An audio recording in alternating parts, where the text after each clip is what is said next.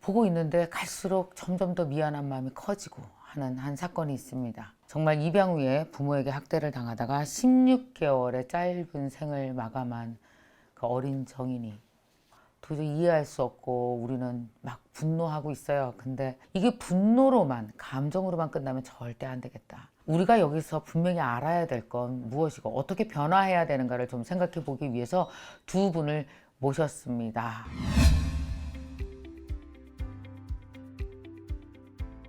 2019년 6월 10일에 3.6kg로 건강한 아이로 정인이가 태어났습니다. 생후 8일째 위탁 가정에서 이제 키우게 됐는데요. 8일째부터 생후 8일째부터 키우게 됐습니다.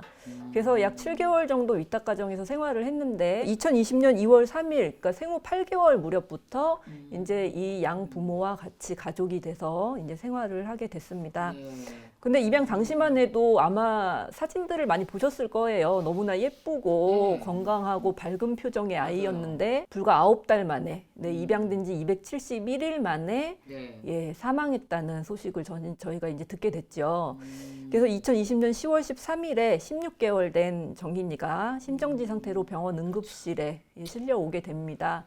갈비뼈에 있는 부분들 이런 데서 뭐 각각 발생 시기가 다른 그러한 골절들이 골절된 흔적들이 발견이 되고, 그리고 더 놀라운 것은 이제 복부에 장기가 찢어져서 피가 가득 고인 채로, 그런데 그것도 굉장한 큰 어떤 고통을 유발하는 췌장절단하고 장갑막 파열, 복부에 피가 가득 고인 채로 이제 사망을 한 것이 이제 발견이 됐습니다. 이 양엄마 장 씨가 구속 기소된 상태로 있습니다. 진짜 왜 양부모는 이게 사고에 의한 거다. 뭐 아이를 떨어뜨렸다.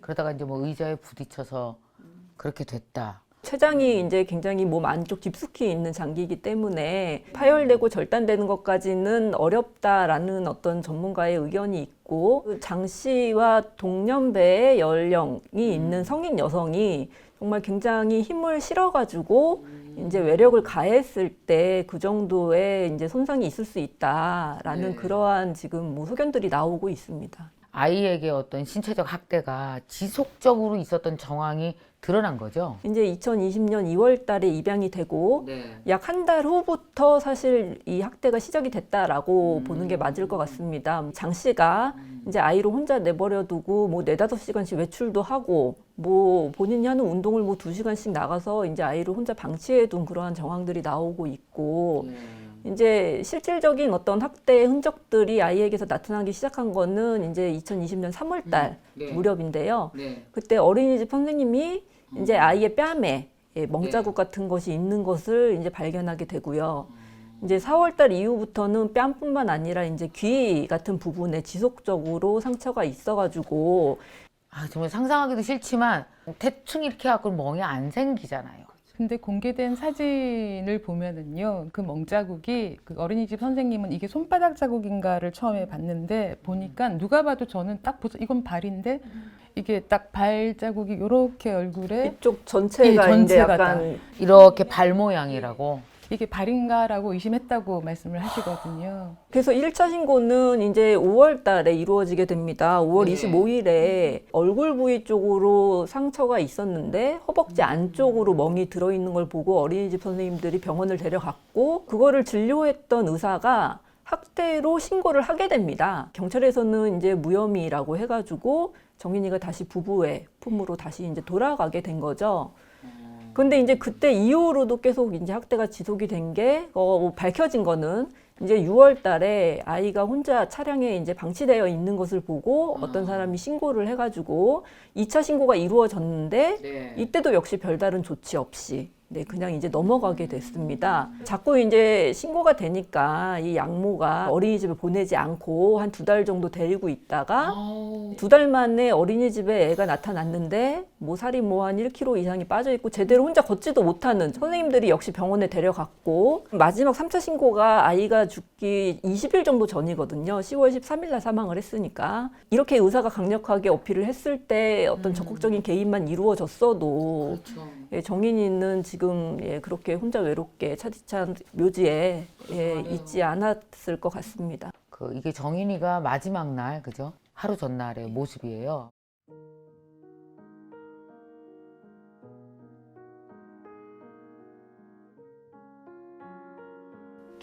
툭 늘어져 있는 게 너무 아픈 거야 지금. 본인이 아무것도 할 수 없는 상황인 거야. 이거 어린이집 선생님들이 얼마나 마음이 아팠을까요? 아이고, 저거 봐. 어린이집 선생님들은 정말 정성껏 아이를 돌보신 게 좀 많이 모습들이 보이고요. 그러니까 이게 내려놓을 수도 없는 거야. 애가 서 있지도 예. 못하니까. 계속 선생님들이 번갈아 가면서 아기를 안 안고 안아주고. 있거든요. 네. 그러니까 이 어린이집 선생님들은 그 전부터 학대 신고를 계속 해온 거잖아요. 예, 1차 신고는 어린이집 선생님들이 이제 하셨던 거죠. 근데 그 부모가 이제 엄청 컴플레인 했겠죠. 왜 네가 상관이냐, 뭐 아니다, 뭐. 그래서 이날 사망 전날 아이 상태를 보고 병원을 네. 가고 싶었지만 워낙 컴플레인을 많이 받았었기 때문에 아. 가지를 못하셨던 거예요.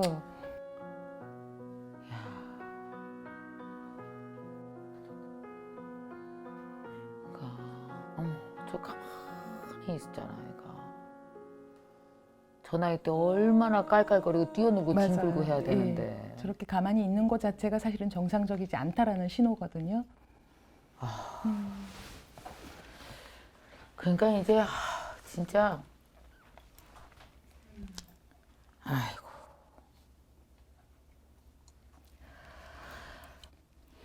이제 몸도 몸이지만 정서적으로 완전히 애가 망가진 상태인 거죠, 그러니까 저게. 경찰에서 혐의 없음이라고 얘기할 때 경찰이 그 소견서를 써놓은 거 보면 양부하고 되게 친밀감이 있어 보이고 양부의 품에 잘 안겨 있는다라고 묘사를 합니다. 근데 이거에 대해서 정말 정확하게 아셔야 되는 게 자, 아기의 울음이라는 건 정상적으로 이제 뭔가 상황이 안 좋거나 불편해지면 울음으로 표현을 해요. 근데 이제 울었을 때 정상적인 육아 환경이라면 아이 울음에 우리가 부모가 반응을 하잖아요. 뭐 울지 말라고 달래거나 입양하고 한 달 후부터 방치가 나타나면서 이미 정서학대가 시작이 됐거든요. 자, 그럼 이 아이의 이 정서적 방임이라는 건 아이가 울었을 때 엄마가 정상 반응을 주지 않은 거예요. 그러니까 울었을 때 정상적으로 이 아이에 대한 애정 표현이 없었기 때문에 이미 울면은 아이를 더 혼내거나 더 무섭게 해서 울지 못하게 만들 겁니다. 정인이가 7개월 때까지의 그 위탁모하고 상호작용하는 모습을 보면요. 아이가 되게 상호작용을 잘하는 아이예요. 위탁모가 잼잼잼하면 그대로 따라하면서 빵긋빵긋 웃고 까르르 소리내는 정상 반응이 정서와 인지가 균형 있게 자라던 모습이었어요. 근데 그 아이가 울음조차 내지 못한다라는 건 학습된 무기력이라는 용어가 있습니다. 울면 안 된다라는 걸 배우게 되는 거죠. 그러니까 공포 반응인 거죠. 아파도 아프다고 표현을 못하는 그런 상태로까지 되었다라는 거를 사실은 우리 모두가 좀 알아야 될 것 같아요. 근데 엄마나 아빠한테 이 아이가 안겨 있을 수밖에 없는 이유가 있습니다. 왜냐하면 부모라는 존재는요, 아이가 있으면 아이의 전 세상이 부모예요. 근데 이 나의 전부인 세상이 나를 공격을 가하고 나를 아프게 하고 나를 학대를 가하잖아요. 근데 그 속에서 아이는 살아남으려면 시키는 대로 할 수밖에 없어요. 양만해. 이게 정상이 아니라는 걸 둘 중에 한 사람은 알지 않았을까?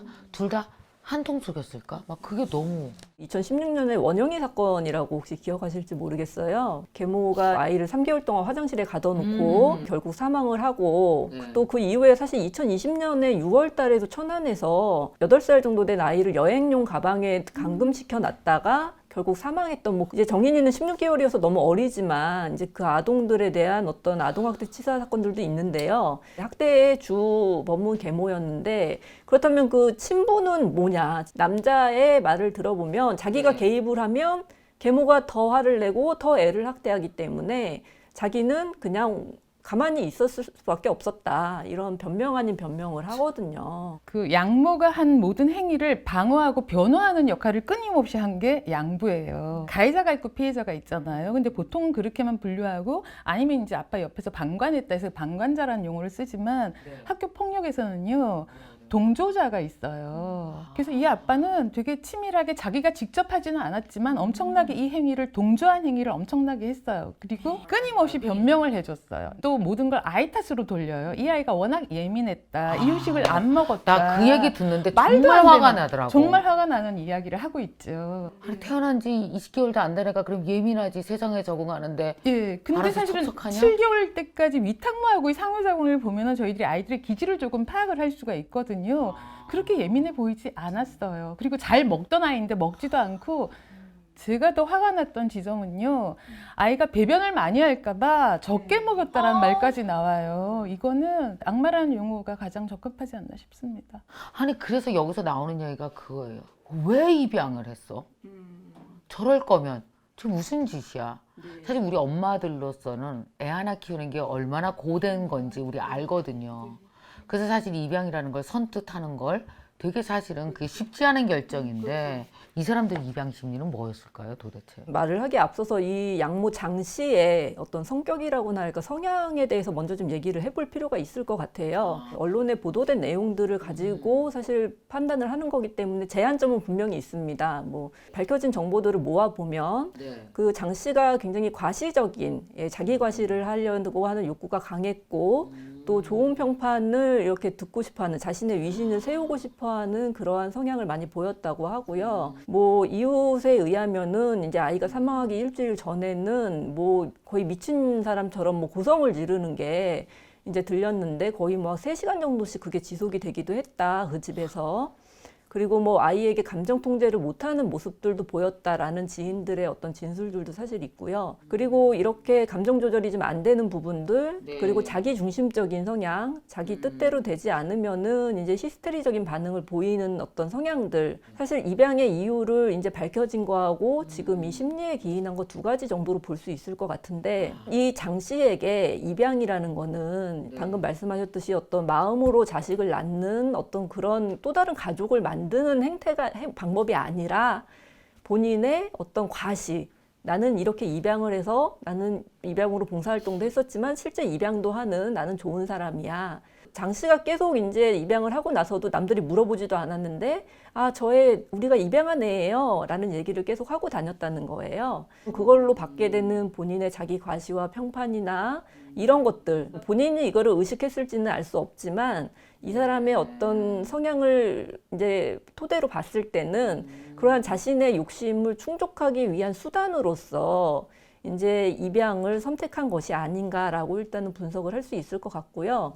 그리고 또 한 가지 이건 알려진 사실인데 이제 첫째 아이에게 동성의 동생을 만들어 주려고 했다라는 얘기가 나오는데 사실 이것도 보면은 장 씨의 욕심이거든요. 본인이 이제 그렇게 만들어주고 싶은 바램으로 이제 입양을 한 거기 때문에 이것 또한 정인이를 진정한 가족 구성원으로 받아들였다기보다는 입양을 통해서 그러니까 본인의 욕심을 만족하기 위한 그러한 수단의 하나. 자기 딸의 동생을 만들어준다. 예, 그러한 수단으로. 그렇기 때문에 지금 이 장 씨 같은 경우에는 사실 첫째도 뭐 2년 동안 베이비시터를 통해서 키웠다는 얘기들이 있는데 남들한테 보여질 때는 그렇게 내세우고 우리가 입양했어요 라고 얘기를 하지만 실질적으로는 그 16개월 된 아이를 케어하고 키울 수 있는 능력이나 자질이 안 돼 있는 거죠. 그런 게 있는 것 같아요. 사람들한테 되고 싶은 자신.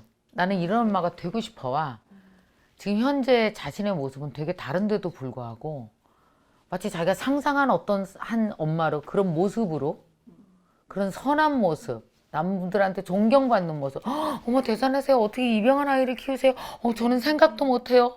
막 이런 걸 받기 위한 남들의 시선과 칭찬을 주섬주섬 모아서 자기를 하나 만들어 놓은 것 같은 거예요, 이게. 그러고는 완전 자기는 다른 사람인 거죠. 저는 조금 저런 생각도 한번 해봅니다. 자, 입양하는 목표가 정말로 가슴으로 낳은 아이를 잘 키우고 싶다라는 정말 예쁜 마음일 수도 있고요. 도구적인 목적일 수도 있어요. 근데 의도가 살짝 오염이 되어 있었다 하더라도 잘 키우면 괜찮습니다. 친자식 돌보듯이 정성껏 사랑을 주고 정상범주의 육아 활동을 하면은요, 저는 괜찮다고 봅니다. 하지만 제가 본 이 양모는요, 처음부터 정인이를 사람으로 보지 않았던 것 같아요. 보세요. 10개월, 12개월 전후의 아기를 단 1분만 두고 나가는 것도 엄마들 못하거든요. 절대 못해요. 바로 딴짓할까 봐 못하지. 네. 저기 거실에 두고 나 부엌에서 일할 때도 계속 뒤를 돌아보면서 설거지를 하는 게 보통의 엄마인데 우리 화장실도 문 열고 그럼요. 용돈 보잖아요, 엄마들. 맞아요. 화장실도 문 내 열고. 눈에 안 보일까 봐. 진짜 그럼요. 화장실도 그 사이에 문 열고 무슨 일이 해요. 있을까 봐. 그런데 이 엄마는 이미 그 시기부터 아기를 몇 시간씩 방치를 해요. 혼자 집에다 둔 거잖아요. 예. 그리고 지인의 표현에요. 이유식을 애를 머리를 탁 쳐서 뒤로 제깍 뒤뚱하면서 고개가 젖혀지면 입이 벌리는 순간 이유식을 넣었다라고 표현해요. 그러니까 누가 봐도 먹인다라는 느낌이 나지 않았다라는 거예요. 차에 태울 때 짐짝도 그렇게 던지지는 않을 것 같을 정도로 아기를 던졌어요라고 해요. 사람으로 사람으로 대했다면, 사람의 아기로 대했다면 절대 할 수 없는 행동들이 계속 묘사가 되고 있습니다. 또 한 가지 제가 의아했던 부분은 입양 절차상에 그 법원에서 주도해서 부모가 심리 검사를 받게 돼 있어요. 거기서 무사 통과를 했습니다. 이렇게 지금 잡혀 들어가고 난 다음에 한 심리 검사에서는 분노 조절 장애로 나왔다라고 얘기를 하더라고요. 지금 그 방송상에서 만약 그게 다 맞다라면은 엄청나게 치밀하게 계획하에 입양을 했고, 그리고 이 아이를 사람 아기로 돌볼 생각이 처음부터 없었던 게 아닐까? 정상 반응이 절대 아닌 거죠, 사실은. 우리 왜 길 가다가도 아기가 살짝 엎어만 줘도 에구 저 애기 어떻게, 이게 정상 반응이거든요. 근데 이미 양모에게서는 정상 반응이 나타나지 않았어요, 처음부터.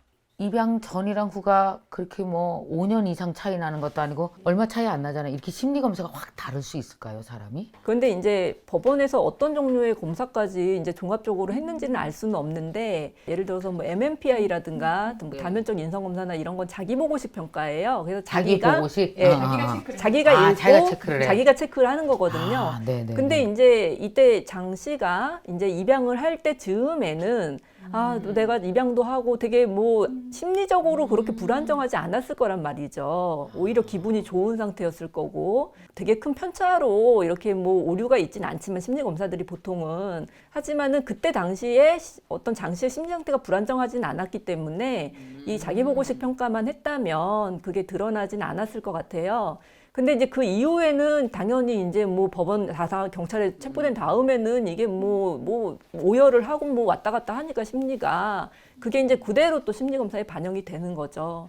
근데 여기서 또 이게 되게 이해할 수 없는 게, 그 사건 당일날 정인이가 왜 병원에서 생사를 헤매고 있을 때 정말 아니 휴대폰으로 어묵을 공부하는 건 도대체 뭐야, 왜 이래요? 감정이, 그러니까 애착이 있다거나 애정이 있다거나 그 정인이의 고통에 대한 그 고통을 공감할 수 있는 것 자체가 일단은 없는 상태였다라고 이제 봐야 될 것 같고, 그러니까 심폐소생술을 하는 단계에서 이제 뭐 어묵을 구입하고 뭐 부검 잘 나오게 기도해줘 뭐 이런 문자를 보냈다고 하잖아요. 이거 완전 이미? 사이코패스 아니에요? 예, 뭐 사이코패스의 특성 중에 이제 하나가 가장 예요? 큰 게 공감 능력의 부족이에요. 자기 중심성하고. 물론 사이코패스다라고 지금 단정적으로 얘기할 수는 없습니다. 왜냐하면 사이코패스의 다른 특성들도 있으니까.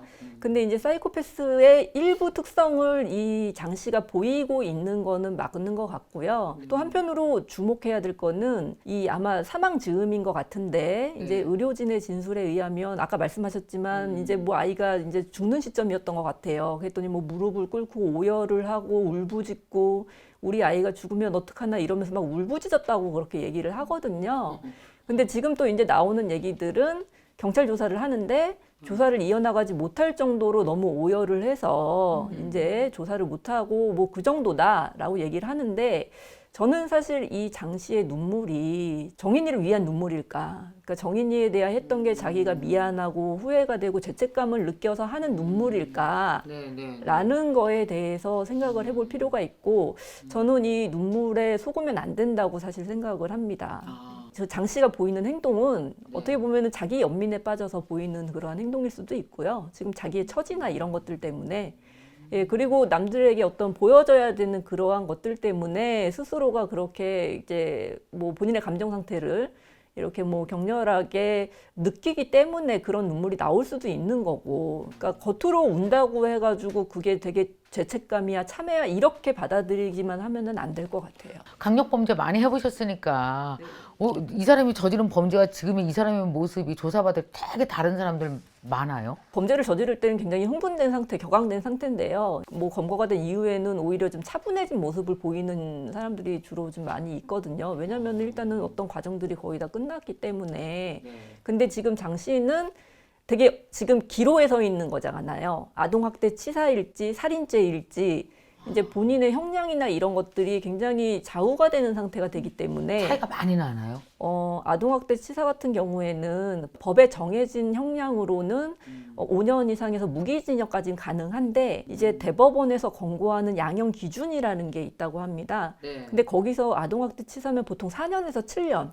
그러니까 굉장히 차이가 많이 나죠. 근데 살인 같은 경우에는 이제 5년 이상 사형까지가 법정형이 가능한데, 양형 기준으로도 10년에서 16년 이렇게 형 차이가 많이 나기 때문에 지금 장씨 입장에서는 사실 안정된 모습을 보이기보단 본인이 굉장히 힘들고 죄책감을 느끼고 이런 것들을 많이 호소해야 되는 상태인 거죠. 왜 사람의 아픔, 얘가 얼마나 슬플지, 얘가 얼마나 아플지에 대해서 공감을 못하니까 때려도 그 정인이가 얼마나 아플지 이걸 자기가 못 느끼고 하니까 더 때리고 더 학대했겠구나. 어린이집에 큰아이가 잘 묘사되어서 나오진 않지만 큰아이를 학대했다는 얘기는 안 나오거든요. 만일에 정말 공감 능력에 문제가 있어서라면은 큰아이도 학대를 했었어야죠. 지금 큰아이 학대 문제는 나타나지 않고 그 있습니다. 정인이에 대해서만. 정인이에 대해서만 지금 거의 이 범죄 행위들이 나타나고 있었던 거죠. 그 이 범죄 행위를 정인이한테 한 건데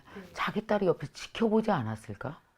그 문제가 이제 저희 아동 심리 하시는 분들은 되게 이제 많이 연구해야 될 부분이에요. 폭력을 구경하는 것만으로도 아이들은 학대에 속할 거거든요. 정서 학대. 큰 아이는 분명히 1차적인 정서 학대를 받은 거 맞습니다.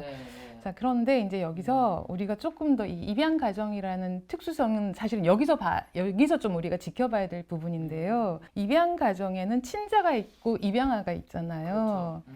그럼 이제 친자가 이 입양아를 어떤 존재로 인식하는가의 문제부터가 좀 생겨요. 진짜 이 엄마가 입양을 하면서 동생을 만들어주고 싶어의 뜻이 맞았다면 처음부터 자매 관계가 구성이 돼야 되거든요. 근데 과연 진짜 자매 관계처럼 아이들이 살았을까요? 아니잖아요. 정인이 한 명만 방치되고 있어요. 2차 학대 피해 신고 받은 거는요. 큰아이를 학원에 데려다주고 거기서 큰아이를 돌보는 동안 30분 이상을 아이를 이 정인이 혼자만 차에 방치한 사건이거든요. 큰아이는 정상적으로 돌본 것 같아요.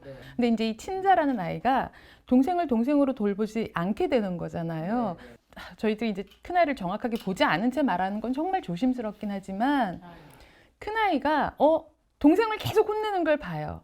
그럼 큰아이는 누구 편에 서야지 내가 안 혼나겠다라고 생각을 할까요? 아주 상식선에서 아이 마음을 추측을 해보면 됩니다. 그럼 나는 당연히 엄마 편이 되어야 돼요. 그래야지 나는 혼나지가 않을 거죠. 자, 그럼 뭐예요? 혼나는 이 동생을 보면서 나도 저 아이를 더 왠지 미워하고 더 혼내야 되고 이러면 엄마한테 마치 내가 칭찬받을 것 같은 그런 심리가 일어나게 되어 있어요. 그래서 실제 사건들 중에 친자가 입양아를 괴롭히는 사건들도 꽤 있습니다. 큰아이도 저희는 굉장히 우려스럽게 보는 게 피해자예요. 이 아이도 학대의 피해자입니다. 정서학대의 피해자인데 동시에 가해적인 역할도 이 아이는 하고 있었을 수 있기 때문에 이 아이는 더 혼란스러울 수 있습니다. 직접적인 신체 학대를 당하진 않았지만 그래서 굉장히 염려스러운 존재가 또 큰아이이기도 합니다.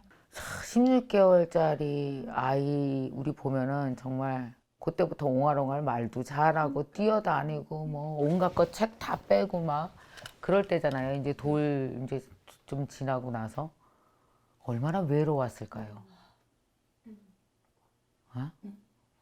신체적 학대도 그렇지만 정서적 학대 얼마나 힘들었을까요? 그걸 생각하면 진짜 그게 너무 마음이 아픈데 정말 우리가 이제 정인이한테 미안해라고 하는 이유 중에 하나가 구해줄 수 있는 찬스가 있었다는 거잖아요. 3번이나 주변에서 의심 신고를 했는데도 불구하고 왜 경찰은 그렇게밖에 못했죠? 조사를 하고 그럴 수는 없었을까요? 이 사건이 나고 법제사법위원회에 뭐 관련된 법안이 정해지고 뭐 이러한 일들이 굉장히 신속하게 일어나고 있다라고 얘기를 하는데 사실은 예전에 아까 말씀드렸던 2016년에 원영이 사건 때도 원영이의 몸에 멍이 들었을 때 신고가 됐었는데 적절한 조치가 취해지지 않아서 결과적으로는 사망을 했고 2020년에 6월에 났던 천안에서 그 가방에 넣었던 그 학대 사건 같은 경우에도 이웃이 이제 아이의 울음소리를 듣고 신고를 했는데 그때도 적절한 조치가 취해지지 않아서 결과적으로는 그냥 방치가 됐다가 사망을 했거든요. 2020년 6월에 있었는 일인데 지금 정인이 사건은 10월이거든요. 몇 달도 안 된 사이에 또 발생을 했는데 사실 지금 이런 일들이 계속 반복이 되고 있는데도 불구하고 사실 뭔가 바뀌지 않고 있다는 건 굉장히 심각한 일이라고 생각이 들고 많은 분들이 이제 정인아 미안해 뒤에 우리가 바꿀게라고 얘기를 하고 있잖아요. 근데 정말 지금은 정말 바뀌어야 될 것 같아요. 맞아요. 아까 말씀하셨듯이 왜 경찰이 적극적으로 이제 개입을 하지 못했느냐에 대해서 지금 아동학대가 신고가 되면 아동보호 전문기관하고 경찰하고 같이 동행을 해가지고 현장을 나가게 되고 아동학대인지 여부를 판단을 하고 그래서 어떤 개입을 할 것인지 이제 그런 것들을 결정을 하게 되는데 오히려 권한이 분산돼 있기 때문에 예, 어느 한 기관에서 그거를 책임지고 오히려 적극적으로 개입을 하지 못하는 이러한 단점이 지금 오히려 양산되고 있는 것이 아니냐. 그 아동보호 전문기관에서는 사실 사법권이 없잖아요. 그러니까 어떤 강제력을 행사할 수 있는 게 없기 때문에 경찰에서는 아동보호 전문기관에서 학대로 판단을 하기를 기다리고 그냥 그래서 적극적으로 또 개입을 하지 않고 결과적으로는 이런 문제까지 일어난 것이 아닌가라고 해서 지금 연속적으로 발생하는 학대 사건, 학대 치사 사건, 뭐 살인 사건이 될 수도 있고 이 시점에 왔을 때는 정말로 이거는 국민들이 이제는 이제 정부에서 어떻게 하는지를 계속 지켜보면서 예, 진짜 바뀌어야 될 부분은 바꿔야 된다라는 생각이 들었어요. 외국은 어때요? 외국의 경우하고 비교를 해본다면 2017년도에 우리나라 그 법조인 부분이 괌에서 자동차의 아이를 방치해서 신고를 당합니다. 법조인 부부. 마트에 가는데 애들이 자고 있었던 거죠. 그래서 차에 두고 마트에 가서 본인 말로는 한 30분만 마트에 있었다라고 하지만 신고하신 분에 의하면은 신고 1시간과 부부가 나타난 시간이 약 45분이 경과했을 때이기 때문에 그조차도 이제 약간 오류가 있었다라고 하는데 이제 중요한 거는 그 분들이 법적 절차를 체포를 당하시고요. 왜 우리 범죄인들이 사진 찍는 거 있잖아요. 이제 그 사진까지 다 찍어서 이제 국내에 알려진 사건인데요. 저는 그분들 개인을 비난하기보다 굉장히 고학력 전문직을 가지신 분들조차 아동학대에 대한 인식이 없었던 거예요. 자동차의 아이를 그렇게 혼자 두는 것 자체는 아동학대에 속하는 건데 심지어 법조인이라는 직업을 가지신 분들조차 그 인식이 없었다라는 거가 되게 그래서 그래도 저는 좀 희망을 보는 건 그 사건이 되게 크게 보도가 되었고 지금 2차 신고는 다른 분이 신고 의무자도 아닌 다른 분이 아기가 30분 이상 방치된 걸 보고 신고를 하셨어요. 그러니까 그렇게 인식이 변하는 거예요. 이런 사건에 대해서 이제 우리가 후속 조치를 어떻게 할 것인가 얘기해서는 일단 인식의 변화를 위해서 정말 열심히 노력해야 된다라는 거. 또 한 가지 더 강조하고 싶은 건 시스템의 문제인데 말씀하셨듯이 아동보호 전문기관하고 경찰이 두 곳이잖아요. 그래서 이게 일원화시켜서 사법권을 줘서 좀 더 강력하게 대처를 할 수 있게 하는 시스템도 중요하고요. 또 한 가지는 인원이 너무 부족합니다. 인원이 없어요. 저는 아동보호 전문기관에서 변명처럼 하신 말씀인데 사실은 전화로만 확인했다.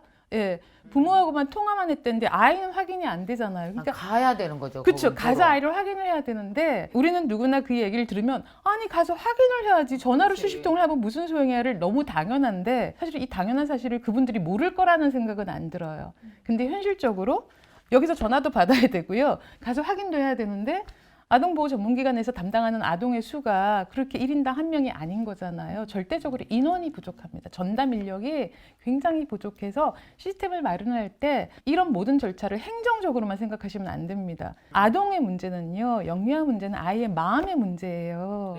그래서 이 마음을 돌볼 수 있는 아동 심리 전문가들이 그 인원 구성에 분명히 속해야 돼요. 그리고 제가 또 강조하고 싶은 것 중에 하나는 어린이집 선생님들이 정말 훌륭하셨다는 생각이 들어요. 왜냐하면 신고 의무자라 해도 신고해야지라고 마음 먹기까지 굉장히 힘이 들어요. 엄마로부터 당신이 뭘 안다고 뭐 이런 걸 받을 각오하고 신고한 거잖아요. 그리고 증거 자료로 사진을 다 찍어 두셨고 도저히 안 되겠다 싶을 때 이제 신고를 하셨어요. 그 신고 의무자분들이 어떤 지점을 고민하시냐면요.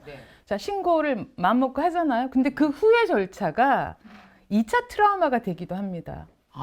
자, 우리가 정인이를 보호하기 위해서 다행히 만일에 가상을 해본다면은 분리를 시켰다라고 생각을 해봐요. 일단 분리되면은 이 학대받던 아이의 마음을 돌보고 몸도 돌봐야 되지만 이 두 가지를 동시에 다 해야 되는데 아직 지금의 시스템에서는 그 학대받은 아이들의 마음을 돌보는 시스템이 없어요. 친부모든 뭐 입양부모든 어쨌든 아이는 부모가 전부이기 때문에 나를 아무리 학대를 해도 또 엄마의 사랑을 받고 싶어하는 게 정상 반응. 그래서 이걸 양가 감정이라고 해요. 아이들한테 그렇죠. 그런 게 있지. 양가 감정이기 때문에 그래서 이 분리가 되어버리면 엄청난 애착 불안이 다시 생겨나요. 심리 불안이. 그럼 그거를 돌볼 수 있는 데까지 우리가 마음을 쓰고 신경을 쓰고 예, 그걸 시스템화 시켜놔야 된다는 게 정말 강조를 드리고 싶은 부분이에요. 그건 사회적으로 반드시 투자해야 될 비용인 거예요. 그럼요. 예산 미래를 그러니까 위해서. 결국은 예산이거든요. 그러네요. 국가에서 예산을 책정을 해서 그런 시스템을 만드는 거에 정말 열심히 해주셔야 될 것 같습니다. 마지막으로 아동 그 학대가 꼭 이렇게 계부 계모에서뿐만이 아니고 친부모한테서도 일어나는 일이 계속 있는 거죠. 이거 조금 정확하게 아셔야 되는데요. 네. 지금 사실은 2019년도 제가 이제 아동학대 통계 자료가 매년 나옵니다. 계부 계모라고 말하는 경우는 보통 재혼 가정이잖아요. 재혼 가정과 입양 가정의 비율은 작년에 42명이 아동학대로 사망을 했어요. 42명의 아이가. 보통 친부모 가정이 있다면은 뭐 미혼모 가정도 있고 친부 가정, 친모 가정도 있고 이런 여러 가정이 있는데요. 재혼 가정과 입양 가정에서 발생된 아동학대 사망 사건은 서너 건밖에 안 돼요. 친부모에 의한 사건이 더 대부분인 거예요. 아, 충격적이다. 진짜요? 그거를 정확하게 아셔야 되고요. 그래서 이 사건이 계부, 계모, 입양 부모 이렇게 매도되면 절대 안 된다라는 말씀을 정말 드리고 싶습니다. 다른 프레임으로 보는 거죠. 뭐 계부 계모나 이렇게 뭐 입양 그러면 지가 안 나서 그럴 거야라고 하고 이건 학대가 아니고 내 자식이라 내가 그렇죠. 내가 잘 키우려고. 잘 키우려고 하는 맞아요. 거야. 네. 이게 되게 복잡하더라고요. 정서적으로 이게. 우리나라는 신고를 되게 어렵게 생각하시는데 특히나 아동학대 사건은요, 전 국민이 누구나 정말 눈 부릅뜨고 조금의 이상 신호가 있으면 신고해야 된다라는 걸 정말 머릿속에 탁 강하게 입력을 시켰으면 좋겠다 싶습니다. 저는 걱정되는 게 이렇게 주위에 혹시라도 이렇게 지금이라도 학대받고 있는 아이가 우리 옆에 있을 수 있잖아요. 그거 어떻게 하면 알아차릴 수 있을까요? 신호들은 되게 많이 나타납니다. 일단은 지금 정인이 같은 경우에는 신체적으로 이미 나타났기 때문에 쉽게 알아볼 수 있잖아요. 근데 아주 쉬운 사인으로는 이 아기들이 학대를 당하면요, 나는 이렇게 머리를 만지려고 손을 올렸을 뿐인데 움찔하는 아이들이 있어요. 폭력적인 상황에 계속 노출됐을 거라는 신호가 있고요. 뭐 옷차림이 계절에 맞지 않는다라든지 타인을 봤을 때 그냥 모르는 사람인데 지나치게 이상한 애착처럼 막 지나치게 따른다라든지 아니면 지나친 공포심을 갖는다라든지 먹는 걸 막 허겁지겁 먹는다라든지 이런 거는 어린이집 유치원 선생님들이 쉽게 발견할 수 있지 않을까요? 매일 보니. 그래서 사실은 신고 의무자 대상이 있어요. 아동학대 신고 의무자 분들에게는요, 이 교육이 몇 년 전부터 굉장히 많이 있어서 이미 너무 잘 알고 계세요. 아동학대 신고 의무자 선생님들. 또 며칠간 이상 학교를 안 오거나 원에 등원하지 않았을 때는 바로 신고해야 되고 이런 게 있죠. 입학 시기가 되었는데 오지 않는 아이들이 나중에 보니까 아동학대 피해로 사망하던 이런 사건이 생기면서 전수조사를 하게 되었거든요. 그래서 지금은 그 시스템이 마련이 되어서 입학 시기 학교를 오지 않거나 하면은 다 이제 절차가 게 이제 진행이 되는 것 같아요. 지금 우리 아동학대 사건도 그렇게 돼야 되는 것 같습니다. 그런데 제가 좀 더 강조드리고 싶은 건 이제 신고 의무자뿐이 아니라 2차 신고자는 이렇게 주변에서 보다가 의무자가 아닌데 신고하셨거든요. 이제 그런 시각을 좀 가지시는 거가 너무 중요할 것 같습니다. 그리고 진짜 우리 사회 이 편견이 되게 문제인 것 같아요. 저 집은 저렇게 친부모가 저렇게 잘 배우고 저렇게 종교적이시고 저렇게 좋은 일도 하는데 그럴 리가 있어? 근데 그게 또 사람이 평소에는 그냥 좋은 사람이겠거니 애 잘 키우겠거니 하시다가 아이한테서 신호를 발견하게 되시면 그분이 아무리 훌륭한 사람이라 하더라도 신고를 하시는 게 맞아요. 그리고 아동학대는 증거를 가지고 신고하는 게 아니고요. 의심만 돼도 신고하셔야 돼요. 그게 원칙입니다. 증거가 없는데 어떻게 신고를 해요가 아니라 저 집 이상한 것 같아라고 의심이 되시면 일단은 신고하셔서 조사를 하게끔 하시는 절차가 가장 중요한 것 같아요. 신고를 의심만 가도 하면 그렇습니까? 여기서 받아줘야 이게 맞아 떨어지는데 이쪽에서 갑자기 뭐 생뚱맞은 전화로 경찰 쪽에서 받는다든지 그 인지가 잘 안 돼 있으면 다 사회 전체가 같이 상승해야지 이게 세상이 변화가 되는 거죠. 맞아요. 그죠? 그래서 인식과 시스템 이 두 가지가 핵심인 것 같습니다. 지금 아동 대상 혹은 직접적인 대상 성폭력 사건이 발생하면 이제는 원스톱 간다, 해바라기 센터 간다. 지금 이게 이제는 완전히 정착이 돼 있거든요. 가정에서나 학교에서나 얘가 아동 성학대를 받았거나 성폭력 피해를 받았구나라고 하면은 무조건 경찰에 신고를 한다거나 해바라기 센터에 데려가 가지고 거기서 아동에 대해서 전문적으로 조사를 할 수 있는 훈련을 네. 받으신 경찰관들이 상주에 계세요. 그러니까 아동들은 그냥 성인을 조사하듯이 조사할 수가 없잖아요. 네. 아동의 특성을 고려해서 조사를 할 수 있게 아동학대 전담 공무원이 조사를 하는 거와 예, 경찰관이 조사를 해야 되는 거와 지금 이거에 대해서도 사실 정리가 필요한 상황이고 증거가 없고 아동의 진술만 있을 때는 최초 진술이 가장 중요하게 되는데 그 최초 진술을 정말 잘 받을 수 있도록 사실 시스템이 또 마련이 돼야 된다는 거죠. 그래서 아동학대 하면은 아 이거는 의심이 되면 신고 그러면 그 의심이 됐을 때는 어디로 가서 이거를 어떻게 처리가 되는지를 쉽게 될 수 있게 이게 정리가 될 필요가 있을 것 같아요. 그 프로파일러로서 이런 말씀도 하셨단 말이에요. 사실 아동학대는 다른 범죄와 달리 패턴이 없다. 어떤 범죄꾼들, 그러니까 전문 범죄자들 어느 정도의 이제 뭐 연구를 하거나 하면 아 이러한 유형은 이렇게 행동을 한다라는 게 있어요. 그래서 사실 그걸 가지고 프로파일링을 하는 거거든요. 그러니까 이러한 행태를 보이는 범죄자들은 이러한 성향이 있을 것이다. 이거는 사실 가정이라는 어떤 범주잖아요. 일반 사람들이 사는 예, 잠재적인 범죄자들도 아니고 범죄 전과가 있는 사람들도 아니고 그렇기 때문에 이게 뭐 어떤 가정에서든지 아동학대가 일어날 수 있다고도 얘기를 하지만 또 그러면서 그 가운데서도 어떤 사건이든지 아동치사가 될 수도 있고 이제 뭐 사망이 발생할 수도 있는 그래서 어떤 패턴들을 만들어내기는 지금 어려운 유형으로 볼 수가 있을 것 같아요. 그리고 신고 이야기에서 제가 또 한 가지 짚고 싶은 거는요. 정인이는 말 못하는 아기였어요. 그래서 실제로 작년에 42명의 아기의 연령대를 보면은요. 42명 중에서 0세에서 1세까지가 19명이에요. 네.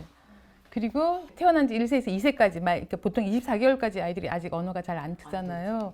그 아이가 5명 그래서 확률적으로는 57%가 말 못하는 아기에게서 일어납니다. 그래서 특히 의심되면 신고하라라는 부분에서요. 특히 말 못하는 아기는 여러분 정말 즉각적으로 신고하시는 게 맞는 것 같아요. 부모가 내 친자식도 학대를 하게 되잖아요. 근데 그런 분들을 또 이렇게 면접하고 상담을 해보면 본인이 원가족, 원부모로부터 받은 또 학대와 상처들이 지금 되게 뒤틀리고 왜곡되어서 내 자식에게 그대로 대물림되는 경우들이 너무 많습니다. 사실은 이 대물림을 끊어내는 거. 예, 그래서 교육도 그러네요. 나의 이 부모의 상처를 치유를 하면서 우리 아이를 어떻게 좋게 잘 양육할 것인가 이런 교육이 좀 꾸준히 일어나야 된다는. 뭐 한두 번 교육받는다고 나의 원가족의 상처가 해소 안 되잖아요. 아 진짜 이게 학대인지 아닌지에 대해서 사람들의 사람들의 인식 정도가 너무 다르더라고요. 이제는 완전히 다른 세상에서 아이를 키워야 되는 거예요. 그리고 세상이 달라졌고 이게 범법행위라는 인식을 바꾸는 게 전 제일 중요한 것 같아요. 부모라 그러니까 할지라도 나의 범법행위야. 노력과 의지로 한다 안 한다 차원이 아니라 이건 오케이, 무조건 오케이. 범법행위다 이렇게 인식을 박아야 될 것 같아요. 맞아서 잘 되는 애가 세상에 어딨어요. 세상에 아파서 잘 되는 애가 어딨냐고. 말이 안 되는 얘기야. 오늘 그러면 이거 이 영상 밑에다가 체크리스트 붙여도 될까요? 그런 거요? 아, 네, 네. 그러면 지금 현재 그 양모 장 씨는 어떤 처벌이 내려질까요? 이제 일단은 아동학대 치사랑 살인죄의 그 구분은 이제 어떤 가해자가 행위를 했을 때 그 피해자가 사망을 할 수도 있다라는 인식이 있었는지 고의성의 유무라고 볼 수가 있겠는데 부검 전문가들은 이거는 강력한 외력에 의해서 복부에 손상이 있을 수 있는 거다라고 하는 건데 가장 의심스러운 거는 사실 그 사망하기 사망 당일에 병원으로 가기 1시간 전에 아래층에서 이제 쿵쿵대는 소리를 들었다라고 했잖아요. 이제 그런 어떤 행위들이 이제 장 씨의 행위와 이 아이의 복부 손상 간의 인과관계 이런 것들이 이제 얼마나 밝혀질 수 있느냐가 사실 쟁점이 될 것 같아요. 근데 일단은 13일 날 재판이 되는 거는 이제 지켜봐야 되겠지만 어쨌든 지금 상태에서는 아동학대 치사로 지금은 제명이 되고 있는 상태고 뭐 법률 전문가들도 이거는 살인죄 의율도 가능하다라는 의견들은 지금 일어나고 있는 상태로 보입니다. 또 어떠세요? 우리가 마음을 모으는 게 그렇잖아요. 압박을 가해서 이거를 처리를 하게 만드는 힘이잖아요. 결국은 한 개인의 힘이 이렇게 많은 큰 변화를 가져올 수 있고 그 말씀하셨던 변곡점이 전 가능해질 거라고 믿고 싶습니다. 그리고 그렇게 될 거라고 생각이 돼요. 그래서 정인이 이름을 우리가 많이 사용하는 거에 대해서 정말 조심스럽지만 사람들이 정인이 탓이 아니라 정인이를 정확하게 피해자로 인식하고 너무 미안함과 그 안쓰러움과 예, 그리고 그래서 우리가 바꾸겠다라고 결심하는데 이 이름을 지금 우리가 쓰고 있기 때문에 정인이가 우리를 좀 이해를 해주지 않을까요? 너무 미안하지만. 네. 오늘 특별히 이 두 분을 모셔서 얘기를 나눈 이유는 사실 우리 사회에 알게 모르게 이 아동학대로 인해서 죽어가는 아이들이 너무 많은 거예요, 사실은. 너무 많은 거예요. 근데 과연 이렇게 하고 나서 이 한국인들이 배웠다고 할 수, 이게 무슨 선진국이야. 이런 아이를, 힘없는 아이들을 보호할 수 있는 시스템도 없으면서 우리가 지금 뭐 하는 건가.